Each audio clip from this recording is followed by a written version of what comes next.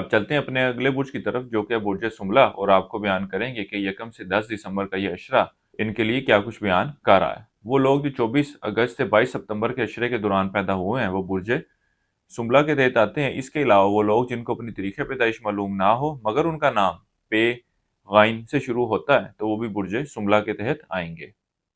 اس عشرے کا وقت برج سملہ والوں کے لیے کچھ ذہنی پریشانی، ڈپریشن جیسے مسائل کی نشاندہی کر رہا ہے۔ یہ ذہنی طور پر تو پریشان رہیں گے جس کی وجہ سے ان کے ازدواجی معاملات بھی خراب ہوتے ہوئے نظر آ رہے ہیں، اور ان کا اوورآل جو گھریلو ماحول ہے وہ بھی خراب ہوتا ہوا نظر آ رہا ہے، کیونکہ یہ ذہنی طور پر ڈسٹرب ہوں گے جس کی وجہ سے ہر معاملے میں یہ اپنے لیے اور دوسروں کے لیے پریشانی کی وجہ بنتے ہوئے نظر آئیں گے، اور اس عشرے کے دوران یہ لوگ نظر بد کا شکار ہوتے ہوئے بھی نظر آتے ہیں۔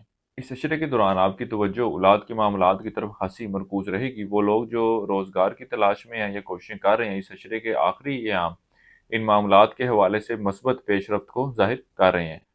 اس کے علاوہ اس عشرے کے دوران آپ بیرون ملک جانے کے حوالے سے بھی کوششوں میں مصروف نظر آتے ہیں۔ اس کے ساتھ ہی ساتھ یہ عشرہ آپ کی صحت میں بہتری کو بھی ظاہر کرے گا۔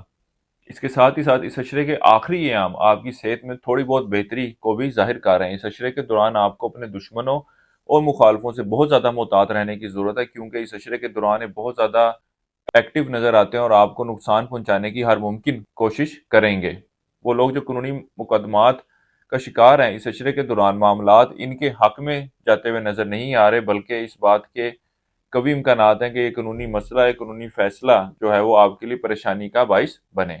اس عشرے کا وقت آپ کا اندرون ملک سفر کے لیے جانے کو ظاہر کر رہا ہے۔ اس عشرے کے دوران آپ کی بھرپور کوشش ہوگی کہ لوگوں کے ساتھ اچھے اور بہتر تعلقات جو ہیں وہ قائم کریں، اور ان دنوں میں آپ کا یار دوستوں سے ملنا جلنا بھی رہے گا، اور ان سے وابستہ جو کام ہے وہ بھی حل ہوتے ہوئے نظر آتے ہیں۔ اس عشرے کے دوران طالب علموں کی توجہ تعلیم کی بجائے دوسری سرگرمیوں کی طرف رہے گی، اور ان کی تعلیمی کارکردگی خاصی متاثر ہوتی ہوئی نظر آتی ہے۔ وراثتی معاملات کے حوالے سے کوئی مثبت امید رکھنا آپ کے لیے رائے گاہ جائے گا۔ اسی طرح اگر آپ نے کسی کو کوئی ادھار رقم یا قرض دے رکھی تھی، اگر اس کی واپسی کی توقع کر بیٹھے ہیں تو وہ رقم یا وہ اشیاء جو ہے ان دنوں میں آپ کو واپس ملتی ہوئی نظر نہیں آتی۔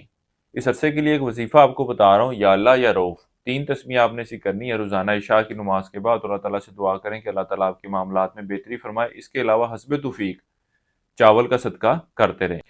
اس عرصے کی نحس تاریخ آپ کی 1، 2 اور 8 دسمبر کی ہے۔ برج سملہ والوں کے لیے اب تک اتنا ہی۔ اللہ حافظ۔